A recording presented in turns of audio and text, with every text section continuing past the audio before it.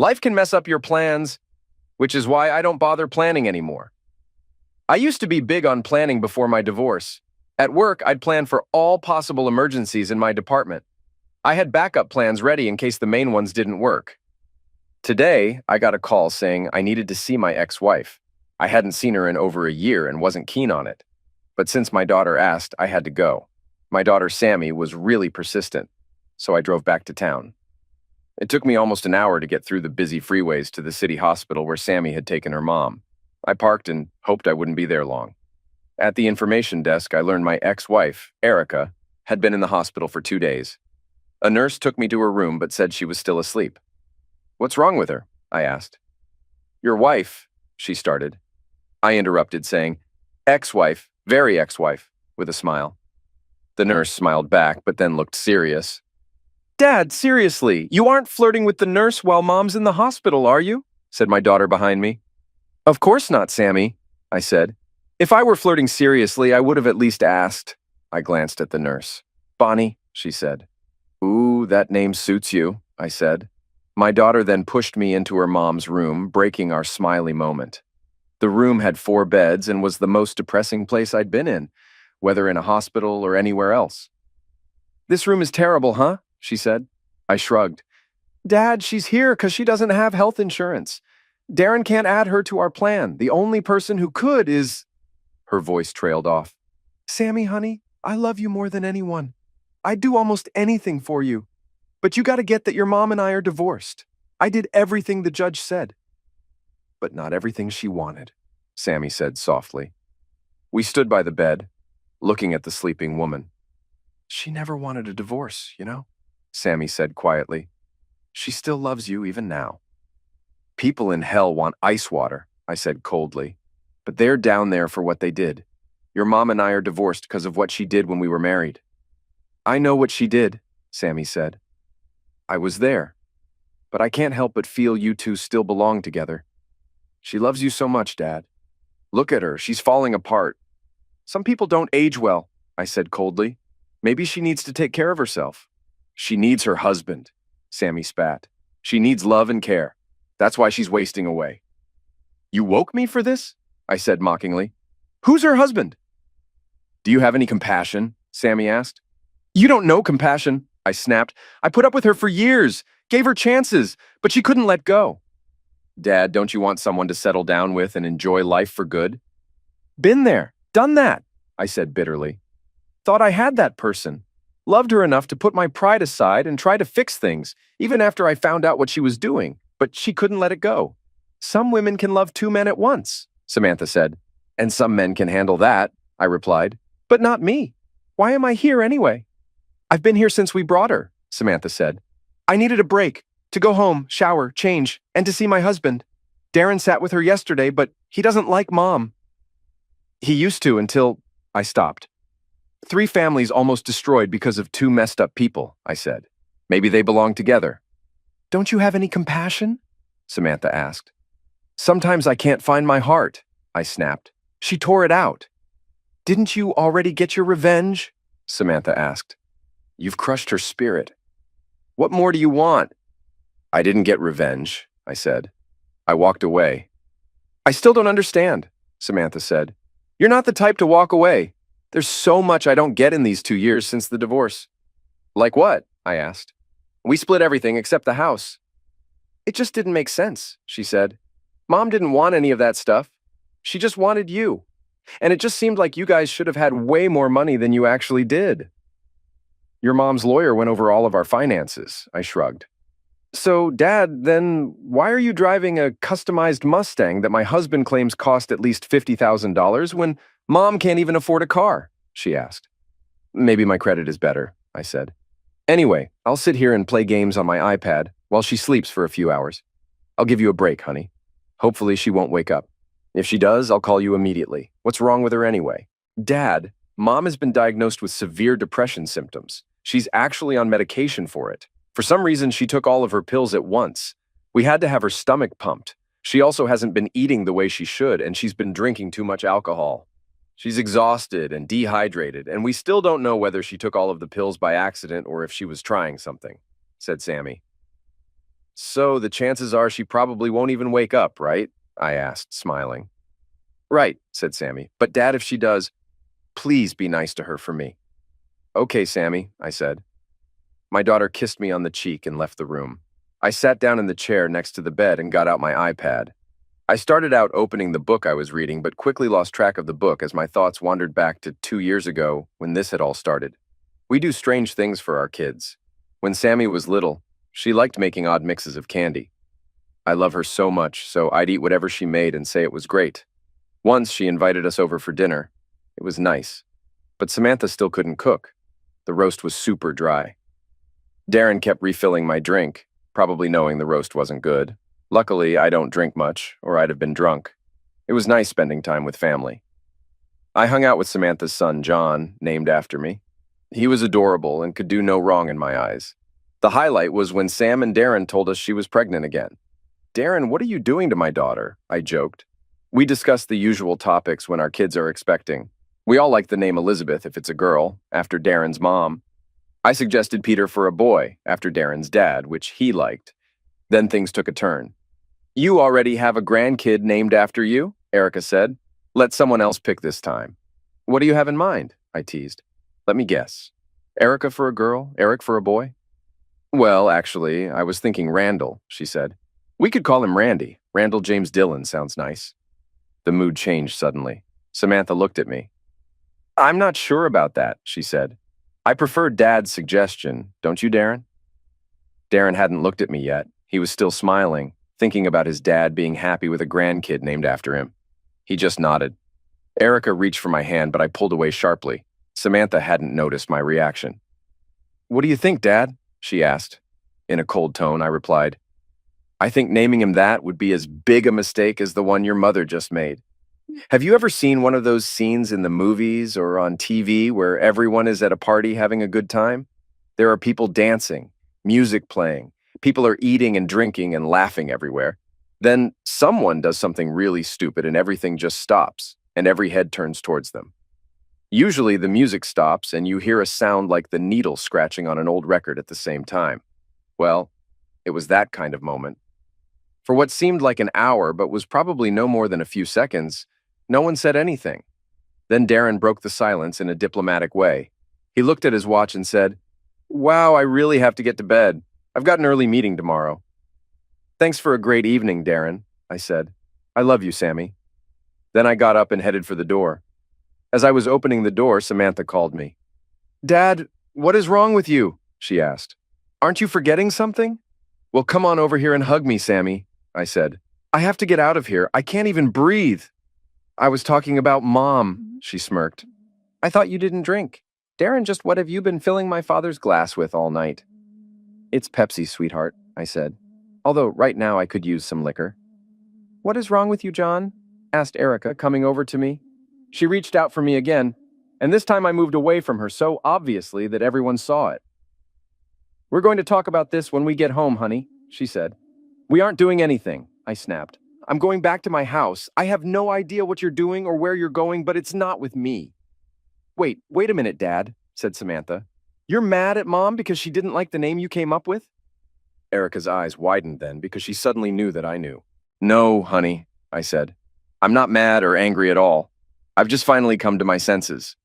There are times when the people who love you do things to hurt you, and you just let it go. There are times when you suffer in silence, because you think that if you just get past this one little thing, you can go on and things will be better in the end. But then something happens that lets you know that you've suffered and made allowances for nothing. Sometimes some things just can't be let go of. Everyone in the room was looking at me except Erica. She already knew what I was talking about. Dad, you're not making any sense, said Samantha. Sammy, your mother wants you to name my grandson after The man she's been in love with for the past 15 years or so. The guy she had an affair with. She found out a couple of days ago that he recently died. She's trying to let his memory live on in my grandson.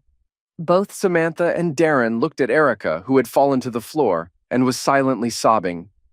I'm so sorry, John, she said. It's over. It's been over for more than 5 years. I've been trying to be the best wife possible to you.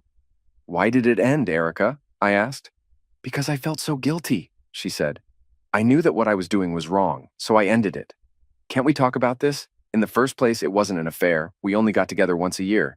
And we didn't even always have sex. And after I came home, you and I always had the best sex we've ever had. It's been over for a long time.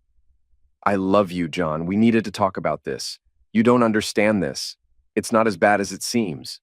It's worse than you think it is, Erica, I snapped. Maybe when the divorce is over, you'll tell someone the truth, but I'm sick of you lying. What do you mean? She said.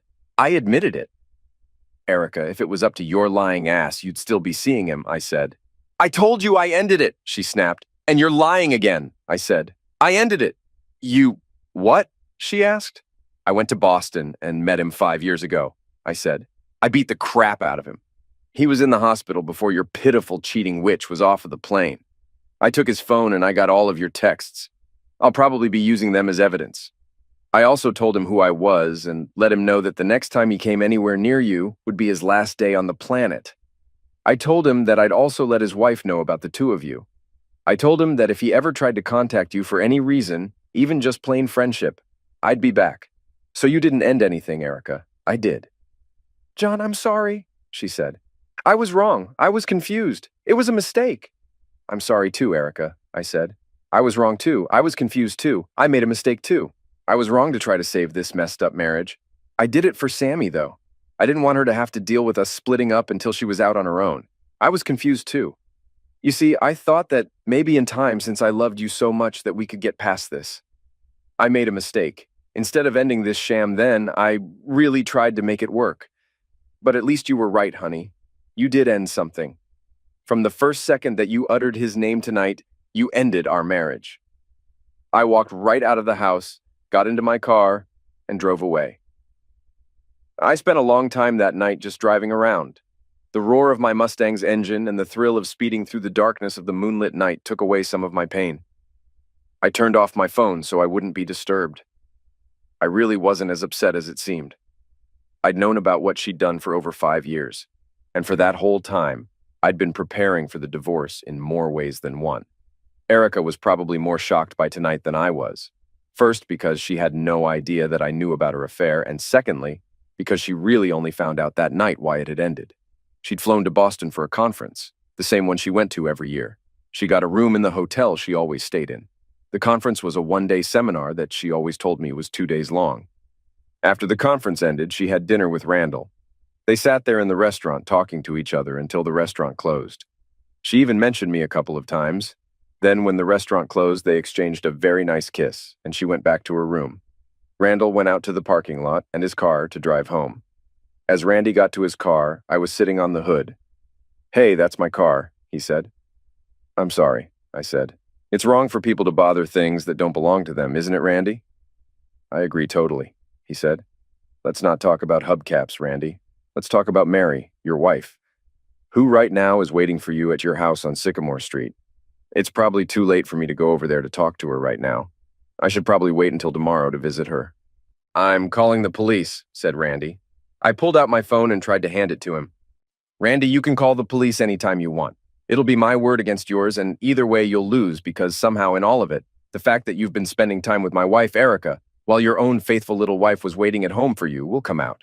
Randy's whole face went pale. I'm not the sharing type of guy, Randy, I said. I think you've made a mistake, he said. I do know Erica, but we haven't spent any time together. He looked at me and saw how serious my face was. Okay, we had dinner together tonight. Some of the things we learned at the conference were interesting, and we both wanted someone to talk about them with, but that's it. Nothing happened. We just lost track of time. Whew, I said. You had me worried. He smiled at me like he was glad we cleared everything up. I punched him in the face as hard as I could. He went down like a bowling pin. Then he got on his feet and started running. I threw his hubcap and caught him in the legs. He tripped over it and fell heavily again. I pounced on him and started beating him mercilessly. When I was done, his face became a pulp. You really had me worried, Randy, I said.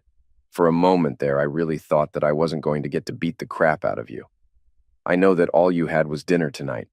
I was there. What about last year or the year before? How long has this been going on?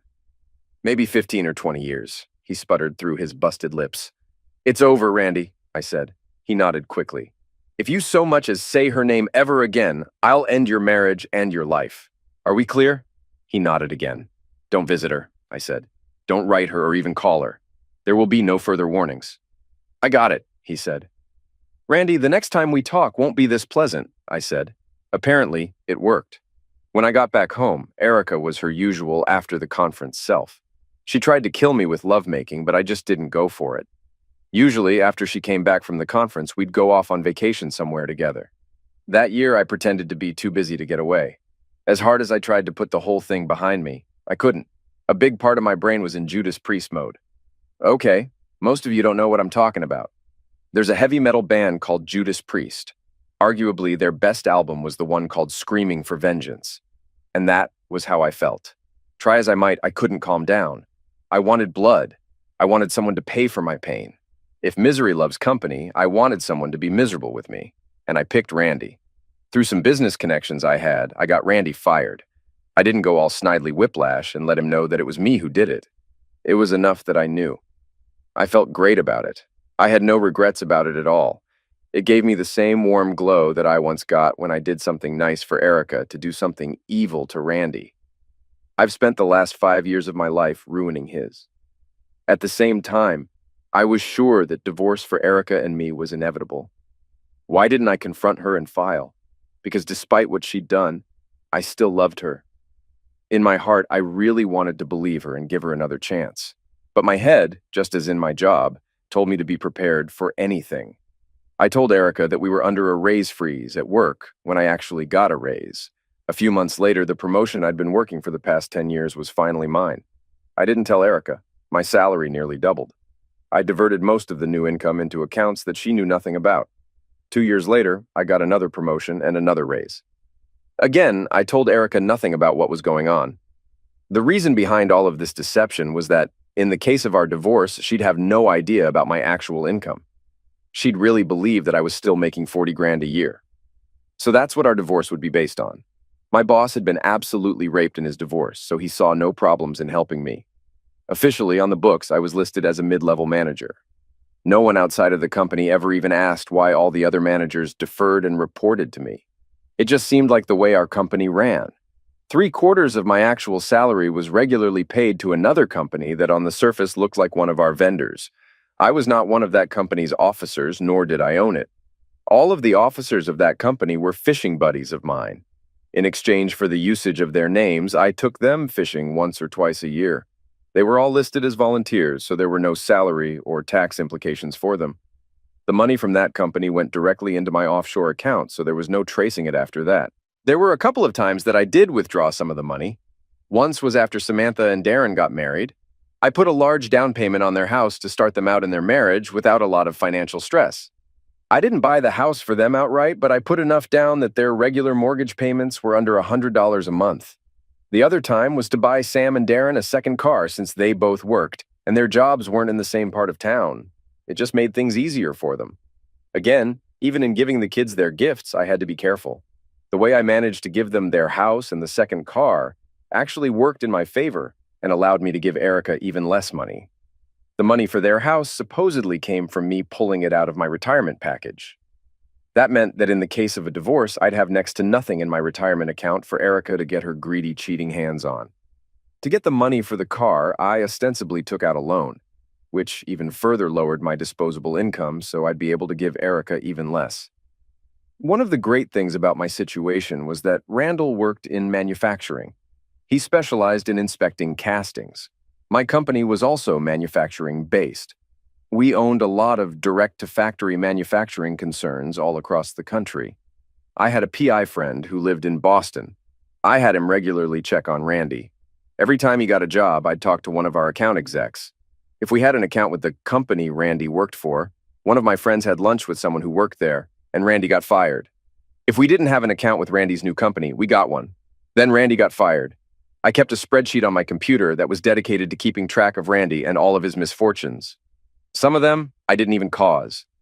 After a while, Randy's reputation in the manufacturing community was so bad that he couldn't even interview for a job. Just before Randy passed, his last jobs were in landscaping or day labor. His misfortune had also taken its toll on Randy's marriage. His wife had gone back to work to help support the family.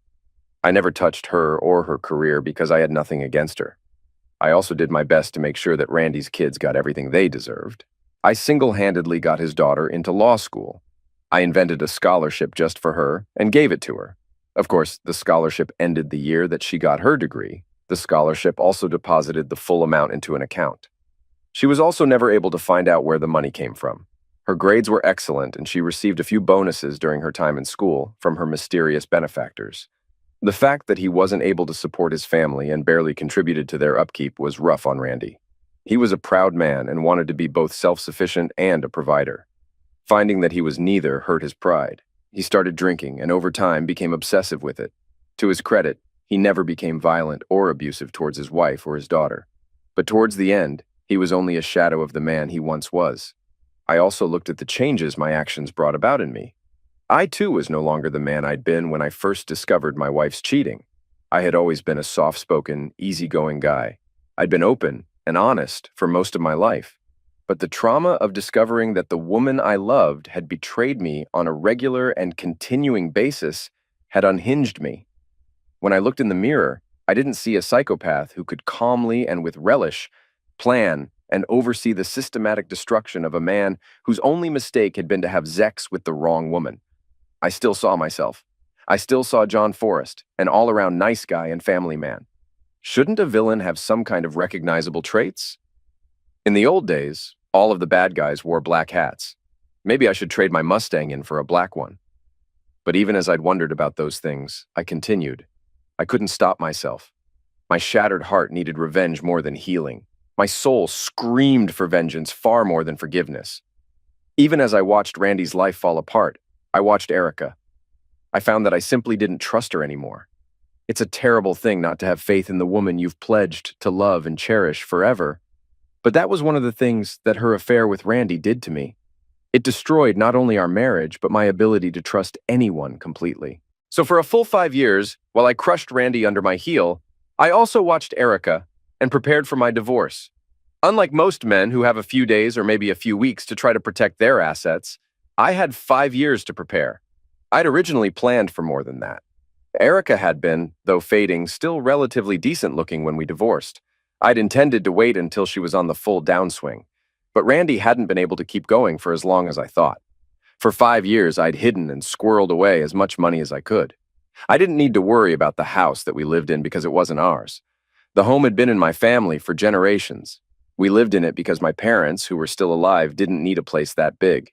When I went through the divorce, I made sure the lawyers knew my parents owned the house and simply allowed me to live there rent-free. When Erica came back from the conference, she'd texted Randy about how much she'd enjoyed their dinner together and how wonderful the kiss had been. She'd also told him that she missed the times when they'd made love, but she was glad that it hadn't happened this year.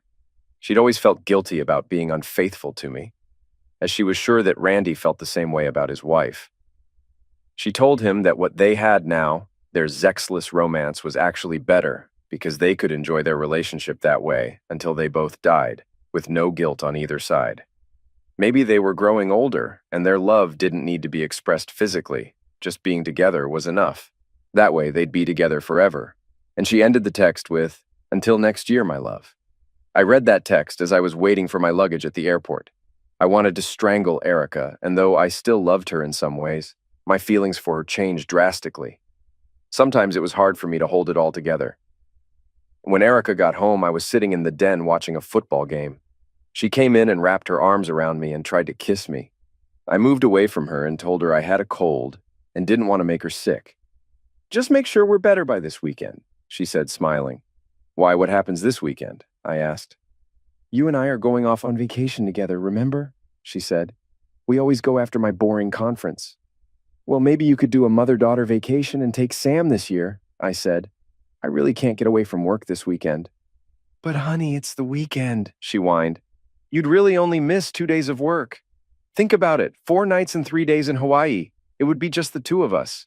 Thinking about it gets me hot. We might never leave the hotel room. I bought all kinds of nasty new things to wear for you." I wondered how many of those things that Randy would have seen if they'd gotten together earlier. "Erica, we're under a wage freeze, and the company is trying to cut costs every way they can. I have to make sure that they never get the idea that I'm one of the costs they could cut," I said. "I understand, honey," she said. "I'll go call Sam. I want you in the bedroom 10 minutes after I get upstairs, though. She went up the stairs and I heard her talking to my daughter Samantha on the phone.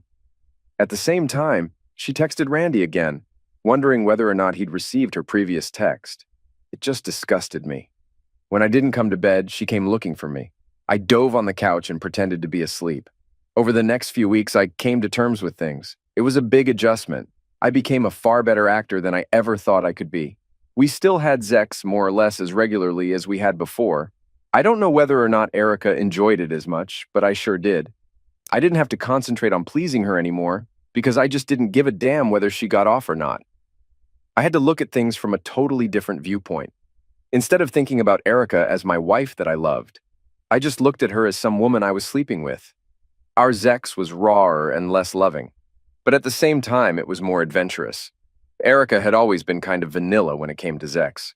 During the guilt period just after the conference when she needed to assure me that she was mine, she rarely refused me anything. I started sleeping with her like that. It was a first time for us even after all of those years of marriage. Before Erica could protest and tell me that she wasn't the kind of woman who did that, she was. The next year, when conference time came around, I watched her intently, looking for a sign that she was in contact with Randy. I checked her phone account online to make sure that she hadn't received any calls from the Boston area. She hadn't received any, but she'd sent several texts to Randy's phone. She'd become more and more frustrated that Randy never answered her. She'd tried calling a few of her friends who also knew Randy and found out that he'd had a run of bad luck. She found out for the first time that he'd been brutally beaten and robbed following the conference the previous year. He'd also been fired and no one knew where exactly he was working. She'd sent him several texts asking him to simply meet her for dinner at her hotel. None of them were answered. Her final attempt came when she'd got one of her friends who knew Randy to go to his house and tell him that she wanted to hear from him. Randy had told the friend that he didn't remember her, and since he no longer worked in the industry, saw no reason to contact her, especially since he wasn't attending the conference. Erica was heartbroken. She'd told me that she didn't feel up to attending the conference this year after that. I told her that she needed to go. She went every year and suffered through it. This year shouldn't be any different than last year. What's different? I asked her point blank, even though I already knew. My flight landed 2 hours after hers did. I watched her the whole day and almost blew it. Erica didn't even stay the night. She flew back home at the end of the day. While she was heading for the airport, I called her and told her how much I missed her. I told her that I had to go out of town for the evening, but it didn't really matter since she'd be at her conference. She told me that she couldn't stand us being apart and she was flying home early. I guess I'd expected her to try to hook up with another guy, but she didn't. She just went to the lectures and the expo, and as soon as it was over, she flew home. The following year, she tried to get me to go to the conference with her so she could show me how boring it was. After that, she simply stopped going. For the last 2 years, Erica has been totally faithful to me. I have from time to time either watched her myself or even hired a PI for a few days. She hasn't done a thing to arouse any suspicion. If I didn't know any better, I'd have thought that she was the perfect wife. At least she tried to be. The problem was that once trust is gone, things will never be the way they were before. So when we sat out on our deck and relaxed in our big swing together, I always wondered if she was thinking about Randy and how their love would last until one of them died. When she woke me up on a lazy Sunday morning by doing my Johnson, I always wondered if she was imagining doing it to Randy. As a result, I was never able to give Erica my heart totally again. No matter how romantic she tried to make things, I always looked for an ulterior motive. For the past 5 years, Erica has been simply a maid with benefits and a very expensive one. In the 2 years before the divorce, I looked at her body often. Sometimes I felt like a farmer inspecting his crops. Yep, her tits are starting to sag, I'd notice. It won't be long now. Or I'd see a few more lines on her face. We're getting there, I'd think. Erica, honey, I'd say. Have another piece of cake. Crap, eat a big one.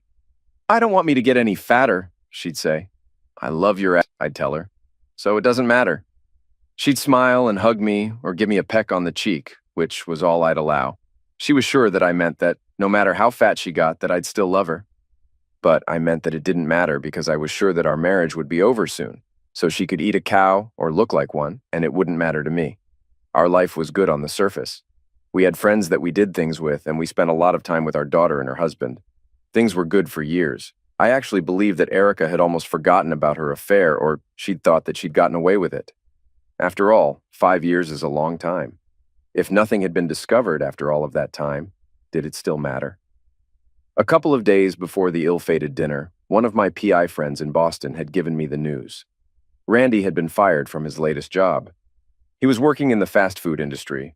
Because of his drinking, the manager wouldn't let Randy work inside the restaurant. He was taking care of the landscaping around the restaurant for minimum wage. He shoveled snow and cut grass.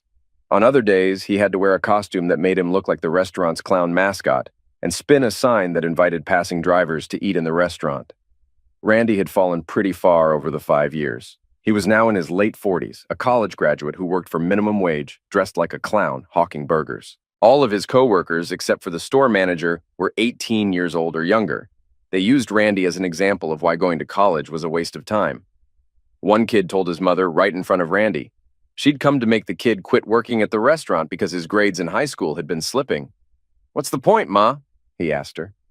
"Even if I graduate and you and Pop spend hundreds of thousands of dollars on me going to college like Randy's parents probably did back in the last century, how do we know that I won't end up back here in that clown suit? Crap, Ma, I'm better off than he is right now, and I haven't even been to college. At least I work inside the restaurant and I make more than minimum wage. If I go to college, I might make even less." As I've said before, Randy had once been a proud man. Hearing the kid's sermon on the state of his life drove Randy further into depression. Randy was so distraught that he didn't pay attention to where he was flinging his sign. Some of the observers said it was on purpose, others swear it was a freak accident. Randy threw the sign up in the air and it came down on a customer, shocking her and knocking her bag of food out of her hands. She started yelling at Randy, and he went berserk. When the police arrived, he was still kicking one of her hamburgers down the street as if it was a street hockey puck and calling her names. Randy was fired on the spot. He got his last check and used it to buy himself a bottle and a rope. He went home, and before he started drinking, he used his college degree one last time. His degree was in manufacturing technology. He manufactured the best noose he could and climbed up onto the edge of a chair and started drinking with the noose around his neck. As he drank, he thought about all of the joys and mistakes in his life. He thought about his career and its downward spiral. He thought about his daughter and how she no longer respected him. He thought about his wife and how they'd once been a couple that everyone they knew envied. Now she barely tolerated him, and they slept in separate bedrooms. It hadn't been the changes in Randy's career that had doomed his marriage. It had been the way he handled each successive failure. They'd just been pulling further and further apart over the years. Part of it was that Randy was always waiting for the other shoe to drop. Randy died never knowing that it had been me all along ruining him. He thought that it was just bad luck. I'd always intended to tell him someday. It would have been my final stroke of vengeance, but I never got the chance. The last thing that Randy thought about before drinking himself into a stupor, losing his balance and dying, was Erica. He traced the beginnings of his bad luck to his friendship with her. He was never honest enough to admit that he'd had an affair and slept with a married woman. He blamed all of his bad luck on Erica. After all, the start of his bad luck had been when Erica's husband had discovered them and beaten Randy so bad he was hospitalized. Everything had gone downhill from there and simply never stopped going. His last thoughts were a wish that he'd never met her. His last words were about her too. Ducking which, he thought, as the alcohol in his system caused his brain to shut down his consciousness. When I wake up, I'll figure out some way to get back at her. Randy's wife came home and discovered the body. It was sad that she couldn't even come up with enough emotion to cry. In a way, she felt glad for him, because her husband had really suffered in recent years, and at least this way he could move on. He was beyond his pain and suffering. One of Erica's former colleagues who knew her and Randy had emailed her and told her about his death and how it had come about. She'd called her and got all of the details about the last few years of Randy's life. Erica was shocked. I'd heard from my PI before Erica was notified, so I knew to expect something. She was definitely off of her game. I watched her and couldn't tell if it was because she'd lost someone that she loved, or if she was just thinking about how fleeting life is. That night, she tried to sleep with me to death. She held on to me like she was worried about losing me. She even cried a little. When I asked her why, I didn't know what to expect. I guess I was expecting her to tell me that she'd lost a friend from her past. But what she told me was anything but that. "I just love you so much," she said. "And I'm so glad to have you. I don't know what I'd do if anything ever happened to take you away from me. Yeah, I know it. I'm a sucker, and the woman got to me one last time. That night, the second round was different. We made love like we always used to. I did things to her that I hadn't done in years. Instead of pounding her like a drum and then going to watch the news, I spent a long time just kissing her, holding her, and letting her know that I loved her too. I stupidly believed that I was healing and I could trust her again. It was as if, over the past 5 years, a scab had finally formed over my wounded heart. The next night, as we had dinner with Sammy and Darren, I held her hand as we ate, and we gave each other longing glances. Samantha had even asked us why we were still so much in love after all of the years we'd been together. Then Erica had to go and open up her big mouth and ruin it all by trying to get Samantha to name my grandson after Randy. Things were never the same. I'd spent years preparing for the moment when all of this came to pass, and I knew then why everything I did to Randy had just never been enough. It wasn't as if I hadn't done enough to Randy. What I'd done to Randy over the years had been the equivalent of unloading a full clip into him and then reloading the clip and emptying it into him again. The problem was that Randy alone hadn't been responsible for my pain. In fact, he'd been the lesser of the two evils. Randy hadn't promised before God and all of our friends to love, honor, and cherish me all the days of his life. That had been Erica. In fact, before I'd confronted him in Boston and whipped his ass, I hadn't known Randy at all. What I had done for the past 5 years had been bad. It had been shameful, and more than anything else, it had been cowardly. It was as if I'd been a normal-sized high school student and one of the big hulking guys on the football team had pushed me down. So to get revenge, I ran across campus and beat the crap out of one of the nerds on the chess team. Most of my revenge had been misdirected. While Randy did deserve a bit of it, Erica deserved more. In the days following the dinner, Erica tried to come home only to have me give her all of her clothing and personal items that I'd packed for her the first night. She called me, and I wouldn't speak to her other than to tell her that I thought that this coming Saturday would be a good day for her to come over to the house and take any furniture or appliances that she thought she deserved. I suggested that she bring our daughter and son-in-law along. One of them could call me to verify that the items that she took were not against my wishes. I told her that I'd arranged to be gone all day Saturday, and I'd come back Saturday evening when she called and told me that she was done. It didn't quite turn out that way. When I pulled into my driveway Saturday evening and went into the house, Erica was still there. Samantha was there too, and they wanted for us to sit down and have a talk. "John, I love you," she said. "I love you with all of my heart. I'd never do anything to purposefully hurt you. I'm sorry, I'm so much sorrier than you'd ever believe." "Oh, I believe you're pretty sorry," I said. "You may be about the sorriest excuse for a wife that I've ever seen." "Can't we talk about this?" she asked. "We've been together for almost 30 years. We can't throw all of that away over something that happened and ended a long time ago." "John, why didn't you confront me about this when you found out? I can't imagine how much pain you've been carrying around with you for the past 5 years. I'm beginning to understand a lot of things now. I understand why there's been a wall between us for the past few years. This is the reason, isn't it?" I sighed and nodded. "And that last night was so wonderful," she said. "It was the best sex we've ever had. You must have found out that Randy had died. And you thought that this was all behind us until I opened my mouth." I nodded again. "John, can you let me talk?" she asked. "I really need to get this out of my system. I know that what I did was wrong, but it's been over for years. And yes, I know that you ended it, and I have some questions I'd like you to answer when I'm done, okay?" "Erica, I don't have to listen to anything," I said. "I could throw you out of here right now. I am going to let you have your say, but only for one reason. I want to get this divorce over with and wrapped up as quickly as possible so I can move on with my life. If I listen to you now, you'll have had your say, so you won't be able to go to the courts and tell them that I never gave you a chance to talk about things. So start talking. But first, there are a couple of things I'd like you to explain while you talk. When did this start with Randy, and why?" "Okay, John, this is 2010. We got married in 1980, so I guess it started in 1982, she said. "So this has been going on for 28 years? I screamed. "I had no idea it had been that long. I guess you and Randy looked at it differently. Maybe he only counted it from when you guys started sleeping together." I looked at Samantha, and she looked at her mother. "John, there's no chance possible that Samantha is anyone's child except yours," she said. "The conference is in July. Samantha was born in January. It's just not possible." "But you kind of hoped, didn't you?" I spat. Don't tell me that the possibility of it never crossed your mind. Samantha looked at her mother, and the expression on her face wasn't good. Sammy, Angel, I love you more than life itself. For the past 5 years, you've been the only person I could trust completely. Most of my heart is yours, baby, but could we do a DNA test? It doesn't matter now in the least. I'll never treat you or my grandkids any different. I just need to verify this, I said. John, I already told you, she began. Why should I believe anything you've ever said? I asked calmly. From the very start of our marriage, you've been lying to me the whole time.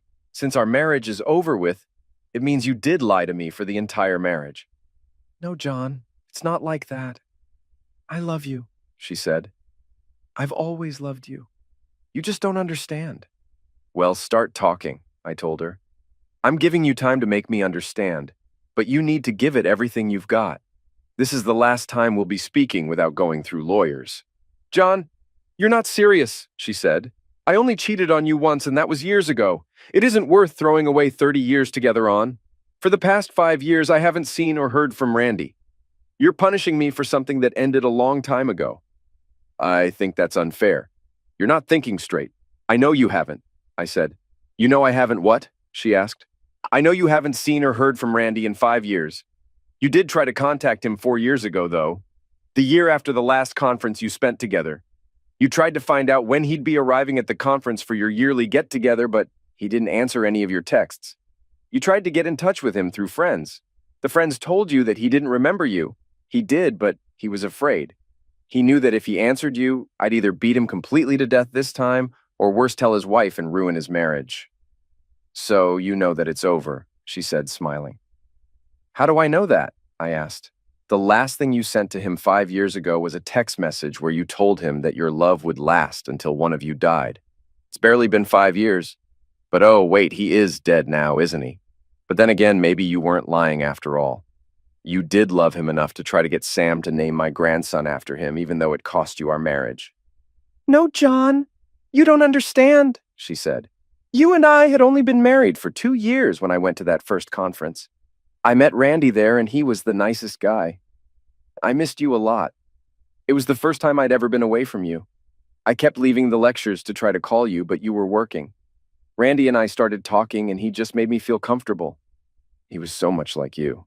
The next year we met again, and we got even closer. We even had dinner together. We talked, and we kept talking until they threw us out of the restaurant.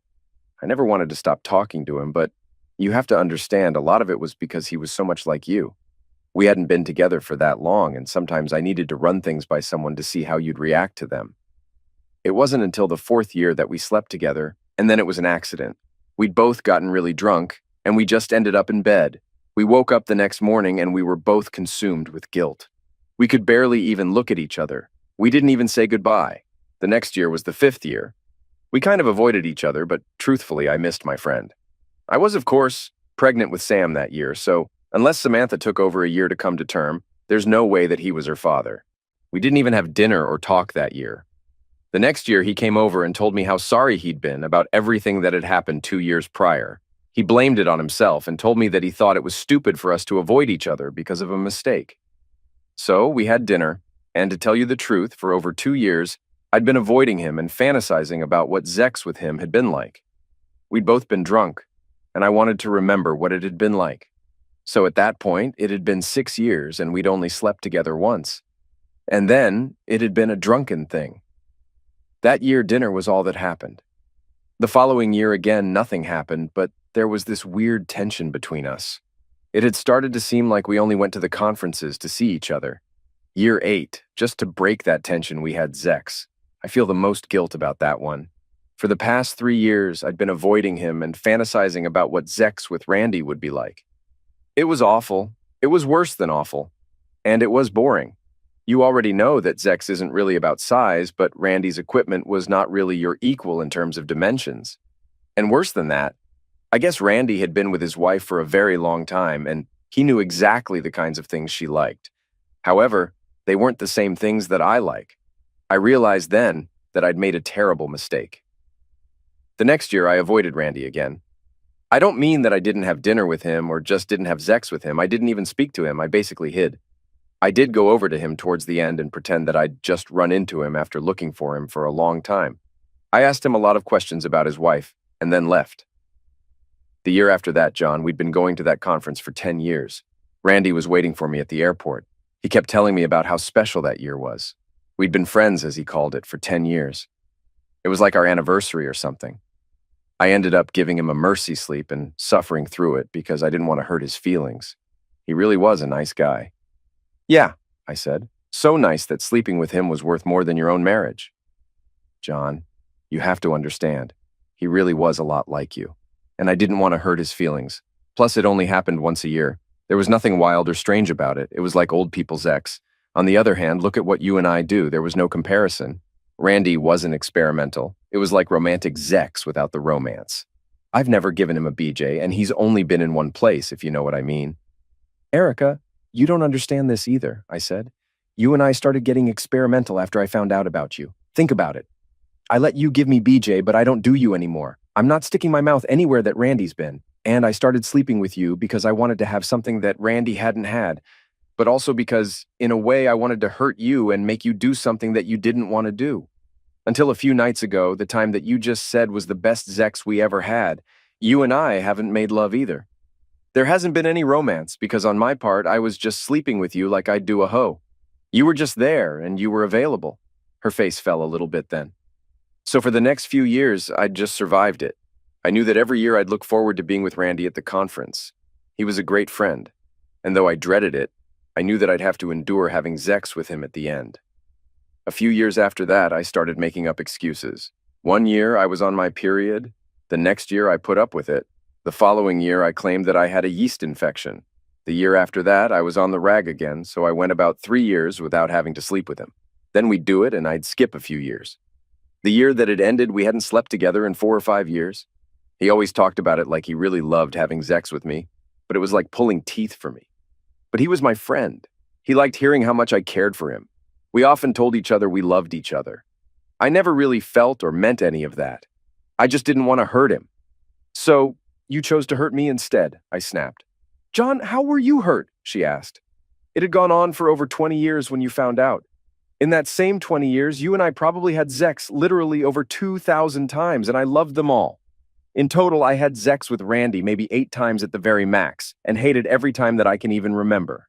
If it had been a case where I put Randy ahead of you, I could understand it. But that never happened. If it had been a case where I gave you sloppy seconds or did something to embarrass you, I could understand it. But that never happened. I love you too much for that. This was a once-a-year thing that happened so far away from where we live that no one who knows us would have been in the vicinity. So there's no way that you've been embarrassed by this. And even the year that you beat poor Randy up and ended it, it was already ending on its own. Since you know about my texts to him, you probably also know that we had spoken at dinner about how much better things were that we weren't having sex, just enjoying each other's company. That relationship would have ended on its own soon anyway. I was never going to have sex with him again. That was what I meant by we were better without the guilt. I was just trying to let him down easily. I figured that the relationship would naturally drift apart without me having to hurt his feelings. John, you have to believe me. I love you. I love only you. Whatever I did with Randy was just a stupid mistake that I made a long time ago, and I didn't know how to get out of it. You and I have so much more history, love, and life together. Please don't throw it all away. I sat back and looked at her, trying to process everything she'd said. The anger inside me was still boiling, but I could see the pain and sincerity in her eyes. This was the woman I'd loved for decades, the mother of my child, my partner in life, but the betrayal cut so deep. I understand, Erica, I said slowly. I understand that you made a mistake and that you regret it, but the fact remains that you betrayed me. You betrayed us. Every time you met with him, every time you said you loved him, you took something away from us. You destroyed my trust, my faith in you, in our marriage. And while I can see that you're sorry, and maybe even understand why you did what you did, I don't think I can ever get past it. Tears streamed down her face as she listened. John, please, she whispered. I will do anything to make this right. Anything. Just give us another chance. We can go to counseling. We can work through this. Please don't end our marriage over something that's been over for so long. I shook my head. It's not just the affair, Erica. It's the lies, the deception. For 28 years, you've kept this from me. For 28 years, you've allowed me to believe that our marriage was something it wasn't. You took away my ability to make an informed decision about my own life, about whether or not I wanted to stay with someone who could do that to me. You robbed me of that choice. She sobbed uncontrollably, and Samantha reached out to comfort her. Dad, please, Samantha said. Mom has made mistakes, but she's trying to make it right. Can't you at least try to work through this? For me, for the grandkids. I looked at my daughter, the pain in her eyes mirroring my own. Sammy, I love you. I love you more than anything. But this isn't something I can just forgive and forget. It's been eating away at me for years, and I can't live like this anymore. I can't keep pretending that everything is okay when it's not. Erica tried to speak again, but I held up my hand. Enough, Erica. I don't want to hear any more. You've said your piece. Now it's time for me to move on. I'm filing for divorce. You can take whatever you want from the house, but I need you out of here by the end of the week. Dad, please, Samantha begged. Don't do this. I'm sorry, Sammy, I said, my voice breaking. But this is something I have to do for myself. I can't live with this betrayal any longer. Erica collapsed into a chair, her body shaking with sobs. Samantha knelt beside her, trying to console her. I stood up and walked out of the house, the weight of years of betrayal and pain pressing down on me. As I drove away, I thought about all the years we'd spent together, all the memories we'd made. It hurt to think that it had all been tainted by Erica's affair, by her lies. But I knew that staying with her would only prolong the pain. I needed to find a way to heal, to move forward with my life. I spent the next few days getting my affairs in order. I filed for divorce and made arrangements for Erica to move out of the house. Samantha tried to talk to me several times, but I couldn't bring myself to discuss it further. The decision was made, and I needed to focus on the future. The day Erica moved out was bittersweet. She took only what she needed, leaving behind many of the things we'd accumulated over the years. As she walked out the door for the last time, she turned to look at me, her eyes filled with sorrow. John, I'm so sorry, she said, her voice barely a whisper. I know, Erica, I said, but sorry isn't enough. Goodbye. With that, she left, and I was alone in the house that had once been filled with love and laughter. I knew that the road ahead would be difficult, but I also knew that I needed to find a way to rebuild my life, to find peace and happiness once again. Over the next few months, I focused on myself. I threw myself into my work, spent time with friends, and even started dating again. It wasn't easy, but slowly, I began to heal. I realized that while Erica's betrayal had been devastating, it didn't define me. I was stronger than that, and I could find happiness again. Samantha eventually came to terms with the divorce. She still loved her mother, but she understood why I couldn't stay. Our relationship grew stronger as we supported each other through the difficult times. In the end, I found peace in knowing that I'd done what was best for me. I'd reclaimed my life and my happiness, and while the scars of Erica's betrayal would always be there, they no longer controlled me. I was free to move forward and build a new future, one filled with hope and possibility. 5 years have passed since that fateful day when I finally walked away from Erica.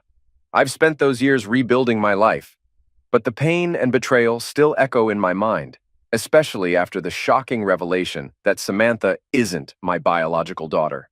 The truth came out during a heated argument with Erica about the divorce settlement. Erica, in a moment of desperation, blurted out that Samantha was Randy's daughter. A paternity test confirmed it. It was devastating. The girl I had loved and raised as my own was not biologically mine. The betrayal cut even deeper, and it was the final straw. Samantha, despite everything, stood by her mother. She couldn't understand why I was so adamant about moving on. It was like a knife in my heart when she chose to support Erica after all that had happened. In the end, I decided to remove Samantha from my will. It wasn't a decision I made lightly, but I felt I needed to take control of my life and my legacy. We split our possessions 50-50, with Erica taking half of our savings and some personal items. I kept the house, but it felt empty without the family I once thought was mine. So I sold it and moved into a modern apartment in the city. The transition was hard, but I found solace in my work and slowly began to date again. It was during a business conference that I met Lisa. She was a breath of fresh air, intelligent, kind, and genuinely interested in me. Lisa had her own successful career as a marketing executive, and her life story was refreshingly free of the complications that had marred mine. She had been married once before, but her husband passed away in a tragic accident. Despite her loss, she remained optimistic and full of life. We started dating, and for the first time in years, I felt alive again. Lisa had a way of making me forget the past and focus on the present. Her presence in my life was like a healing balm, slowly mending the wounds that Erica's betrayal had left. While I was finding happiness again, Erica's life took a turn for the worse. After the divorce, she moved into a small apartment and tried to find a job, but her depression and guilt consumed her. She began drinking heavily, and her health deteriorated rapidly. The weight of her actions and the loss of her family took a severe toll on her. Erica's attempts to reconnect with Samantha were met with limited success. Samantha, though supportive of her mother, couldn't fully understand the depth of her mother's actions. The strain between them grew, and Erica felt increasingly isolated. She tried to find solace in alcohol, but it only pushed her further down the spiral. Eventually, Erica lost her job and ended up on welfare. Her once vibrant appearance faded as she battled her demons alone. I heard from mutual friends that she had been hospitalized several times due to alcohol poisoning and severe depression. It was heartbreaking to hear, but I couldn't bring myself to reach out. The woman I once loved had destroyed too much of my life, and I needed to protect my newfound happiness. Samantha, despite her efforts to help, couldn't save her mother from herself. She had her own family to care for, and the burden of her mother's decline weighed heavily on her. The rift between us remained, but I found peace in knowing that I had done what was best for me. Lisa and I got married last year. Our wedding was small and intimate, attended by close friends and family. It was a day filled with love and hope for the future. Lisa's presence in my life has been a constant source of strength and joy. We've built a new life together, one free from the shadows of the past. Looking back, I realized that the years of pain and betrayal were a necessary journey to bring me to this point. I've learned that forgiveness isn't always about the other person. It's about freeing yourself from the chains of the past. While I may never fully forgive Erica or forget what she did, I've found a way to move forward and embrace the happiness I deserve. Erica's downward spiral is a tragic reminder of the consequences of betrayal and the importance of honesty in relationships. As for Samantha, I hope that one day we can rebuild our relationship.